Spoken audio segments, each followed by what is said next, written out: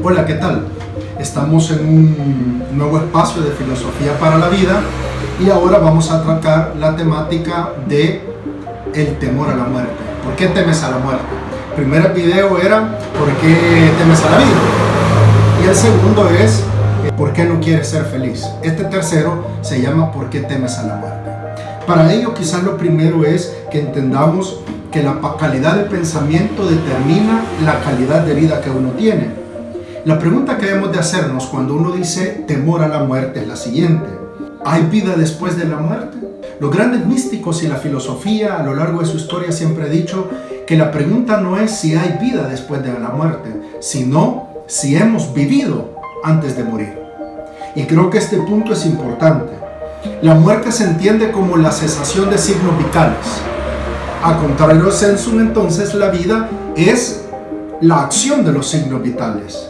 Y los signos vitales no solamente es el bombeo de sangre del corazón hacia el cerebro y hacia todas las partes del cuerpo, y el aire también, sino también los signos vitales implican la conciencia, es decir, el alma y la razón.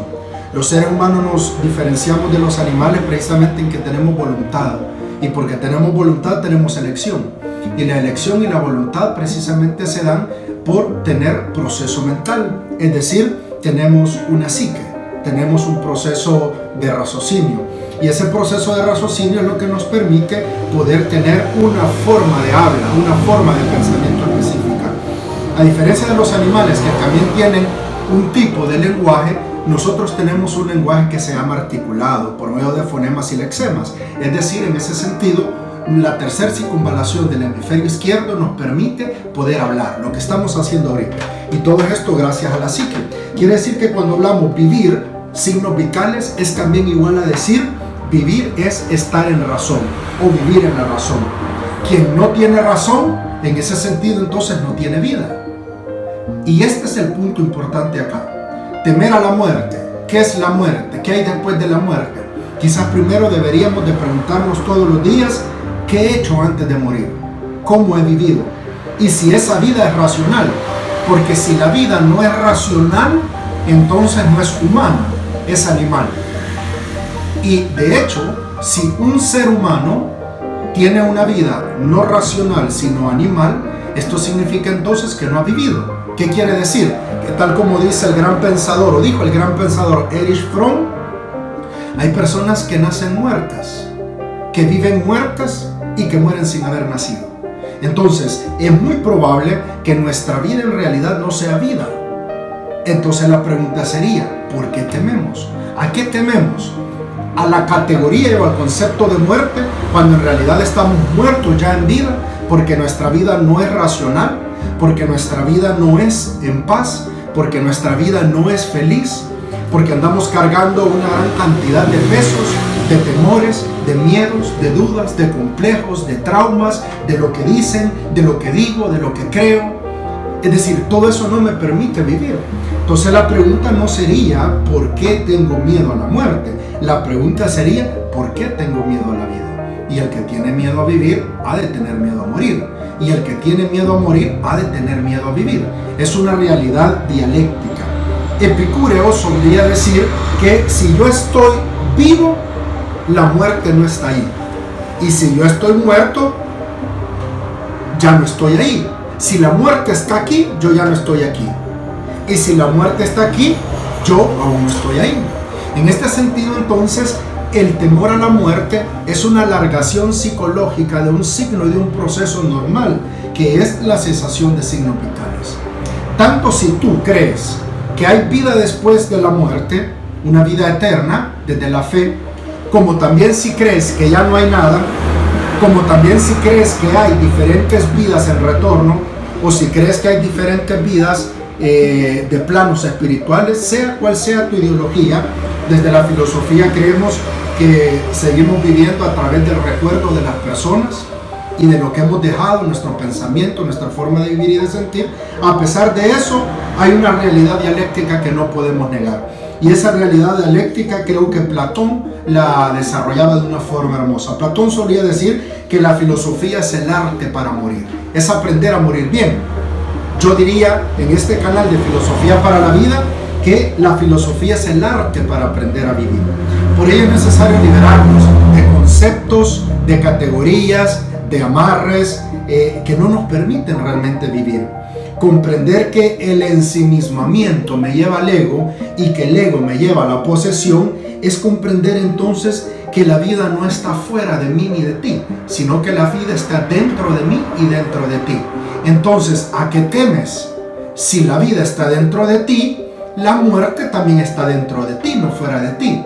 Así que cuando cesan los signos vitales, es decir, la parte externa muere, la parte interna sigue viva. Si la vida está dentro de mí, la muerte está también dentro de mí.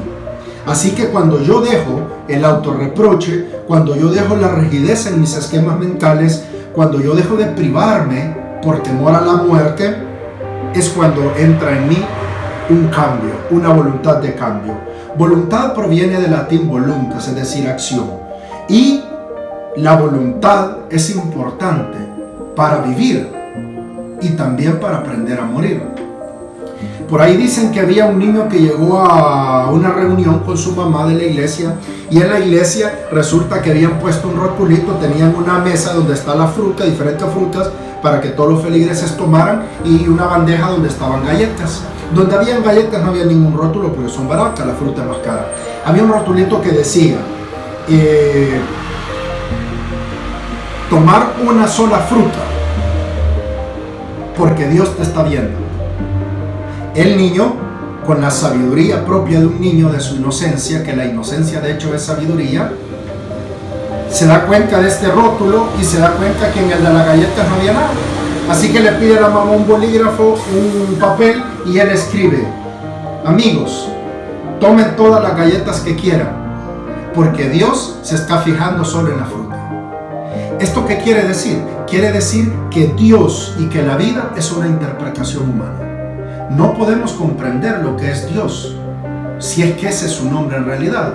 Llamémosle vida, llamémosle realidad, llamémosle amor, llamémosle como quiera llamarle. Lo que entendemos de ese ser superior, lo que entendemos de la vida como tal, lo que entendemos de la felicidad y lo que entendemos de la muerte, no es más que una interpretación. Y la interpretación es un esquema mental. Y el esquema mental es una voluntad de opinión y una voluntad de cambio. Quiere decir que si yo tengo voluntad de cambio, yo transformo mis esquemas mentales y me doy cuenta que la muerte está dentro de mí y que es un proceso igual que la vida y que es una realidad dialéctica. Hoy nazco, hoy muero, hoy nazco, hoy muero. Así como los seres humanos lo último que hacen al morir es expirar y lo primero que hacen al vivir es respirar, cada 3 segundos nosotros estamos respirando y expirando. Quiere decir naciendo y muriendo.